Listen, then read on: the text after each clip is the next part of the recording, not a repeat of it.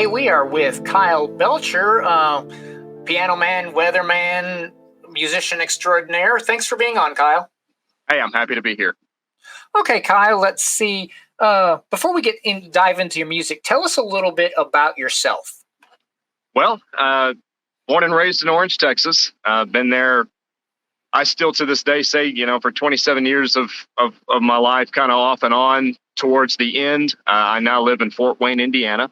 I have two daughters. They're 5 and 6, and they're getting ready to start the school year, and they're very excited about it.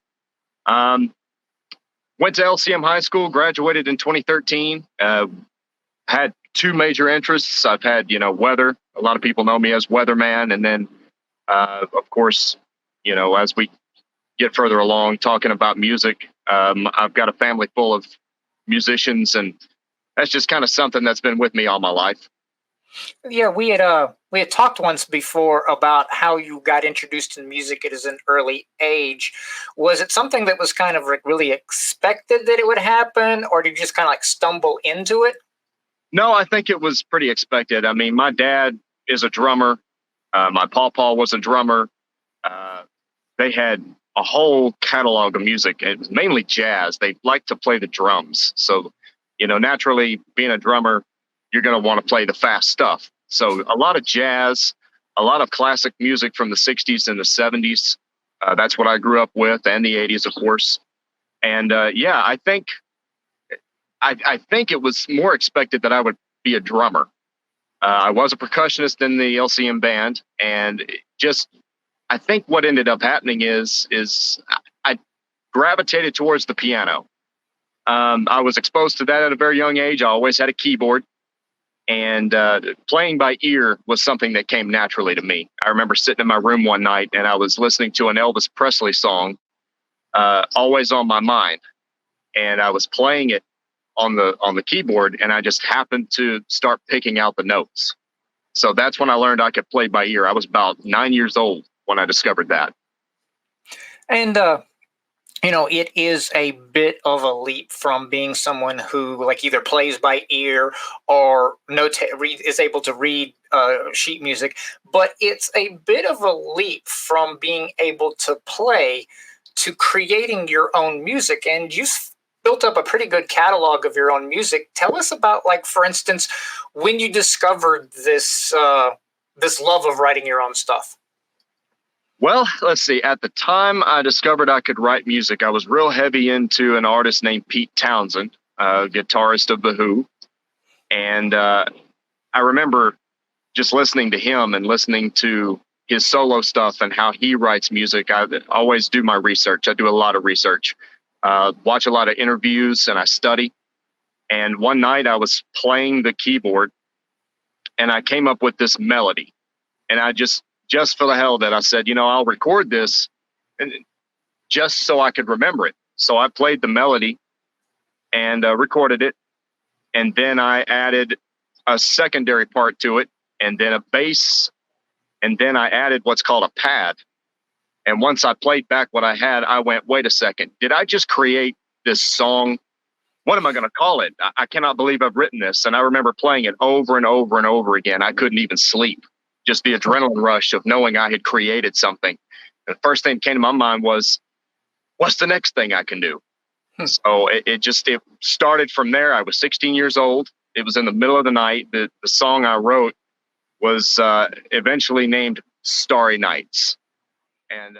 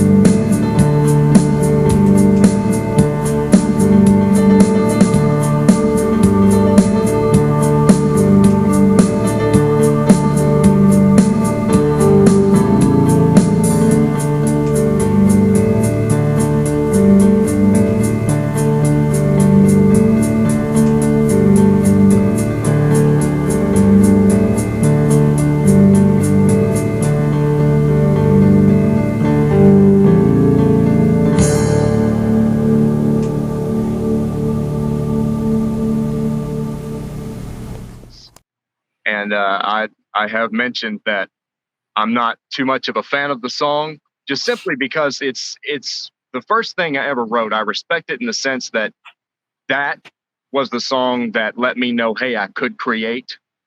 But looking at what I do now and looking back on it, it's just very repetitive. You know, it's just the more you progress in music, you tend to throw some of that earlier stuff out, and that's what's happened with me.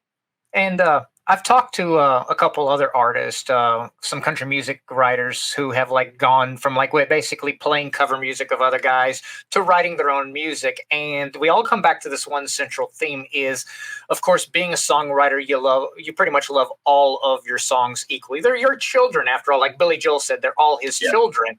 Uh, but I've noticed that every one of them has like, I have a favorite child. Does Kyle have a favorite child? I have one for every album that I've written, and there's 4 albums. The 4th album has not yet been released. I have all the songs recorded. It's ready. I just haven't put it out yet. The album's called True Connection, so I will reveal that name. My first album, Reinvention, that's the name of the album and the name of the song that I am most proud of on that particular album. My second album, Fireside Chat, the first song I wrote for that album was a song called Afterglow, and that's on SoundCloud. Afterglow was the first jazz song I had ever written, and I was thrilled. I couldn't believe I'd written jazz. So I've always wanted to.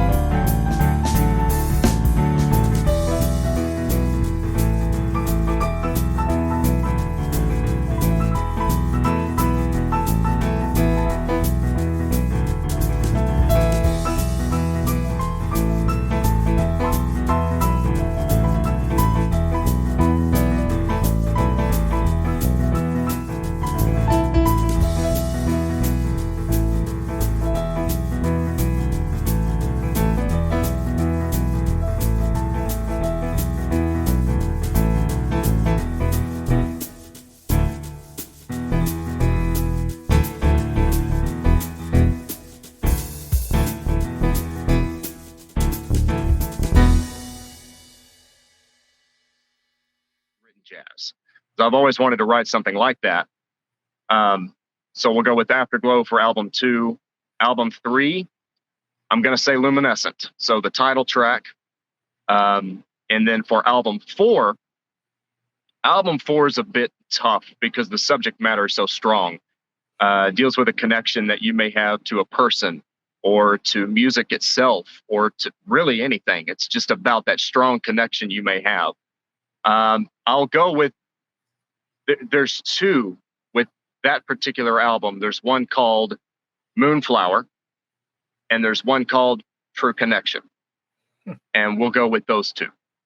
And uh, like you, I follow a lot of different genres. Like for instance, for like the more new wave stuff. I guess you could call him that. I'm a big fan of David Arkenstone. Of course, I've always loved Billy Joel and always will love Billy Joel.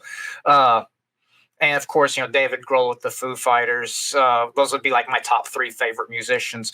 But one thing, I'd like you to talk us through the thought process, because I'm pretty sure that the thought process of writing a song is totally different than putting together an entire album. You see some that they just like, it looks like they got like 10 or 11 songs that they've come up with, and let's just toss this on an album. Then you see some like Arkenstone and others that they seem to almost have like a central theme, almost like they're trying to tell a story with an album. Right. That is true. I will say that each album that I have is different subject matter. So there is a story I'm telling with each album. It starts off, I'll write 2 or 3 songs, because that's usually all I can do is I write 2 or 3 and then block. There's nothing. I cannot come up with anything no matter how hard I try. And I think this happens with a lot of artists. I know Billy Joel talked about it. He can write 2 or 3 and then he just bangs on the piano. There's just nothing going on. And that's very frustrating. But I can tell you, once I have those 3 songs that I've written and I can get a feel for them, and I sit there and I listen to it. And I change the color of the lights in the room to match whatever it is I'm feeling. And I just go, what do I think about when I listen to what I've written? What am I feeling? What is this about? And that's how I can go, okay, it's going to be this. I can't sit down and say, I'm going to write an album that's going to be this genre and it's going to have songs that sound like this. It's impossible because it will take on a life of its own. So that every album that I have tells a different story. And I know that there have been a couple times, I think during the pandemic, that you actually did some Facebook Lives about some of your music, because I watched one of them. Is it and I noticed you haven't done it in a while. Is it something you plan on getting back into doing? I would love to do that again. The last live show I did actually was in December of 21. Where I work now, Sweetwater Sound, we had a guy there that knew how to run sound, and he's actually a DJ. And he would do this live at lunch where you'd have people come in and sing a few songs or play guitar or play piano. And I would go and play a 15-minute set, a couple of my songs, and then I'd walk off the stage. I say stage because there really was not a stage.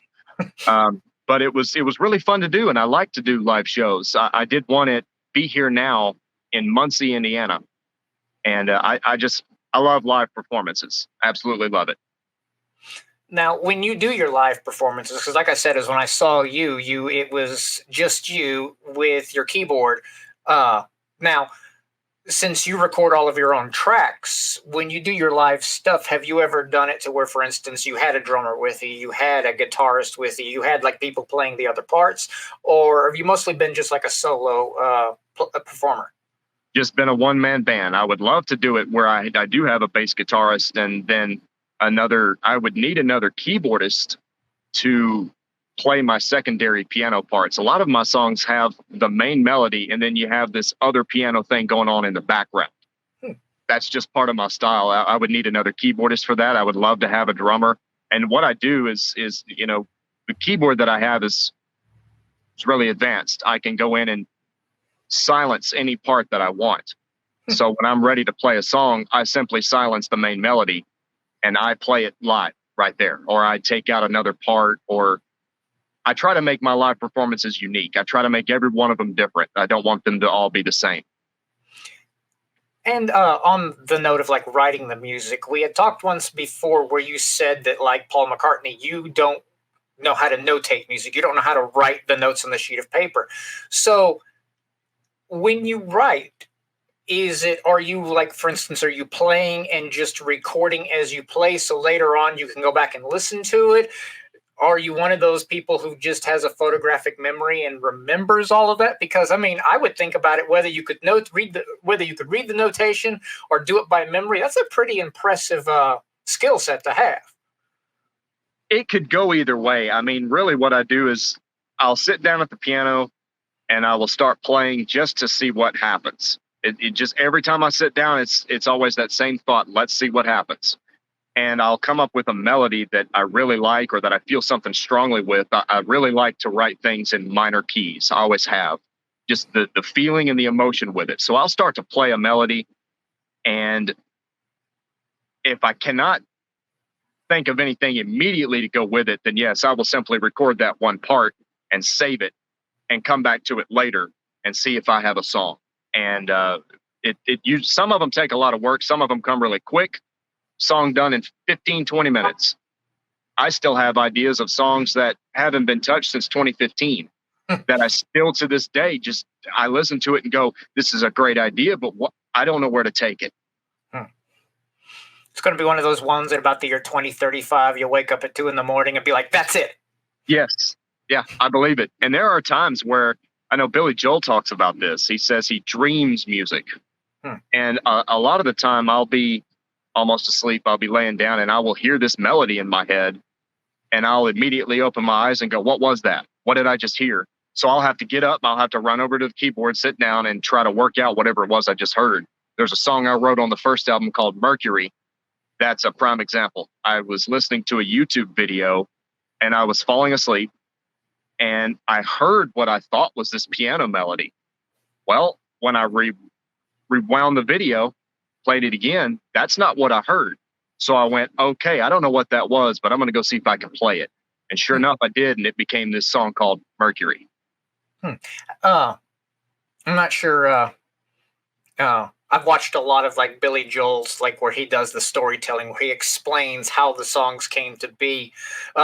And what you were just saying about how like you'll have like something come to you after a period of time. And I remember him telling the story about how Scenes from an Italian Restaurant was framed, how you had the Ballad of Brenda and Eddie, and then you had Italian Restaurant. And together they were two little good songs, but he just tossed them both together, kind of like the Beatles with Abbey Road with side B, where it's actually like 9 or 10 really good snippets of songs that they just put into a blender and like, aha.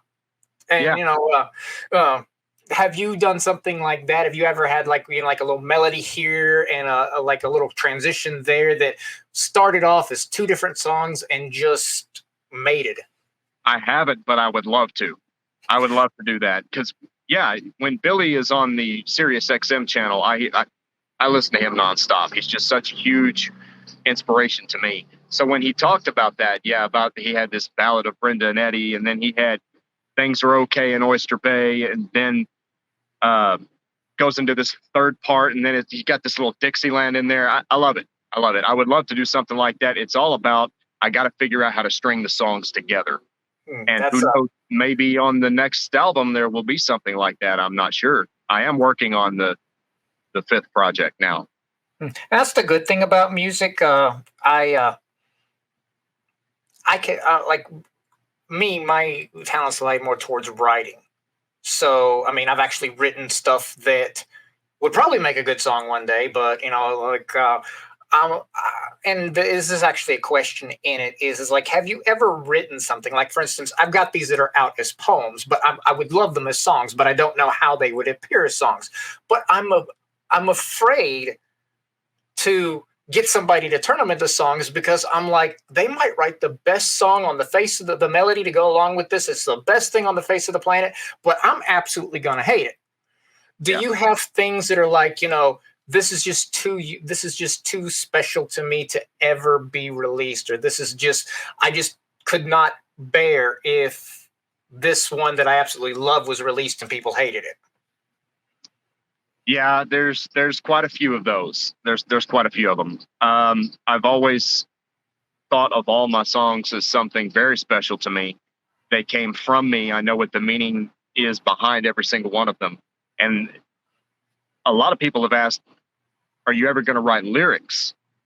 Can you hire somebody to write lyrics? Maybe I would.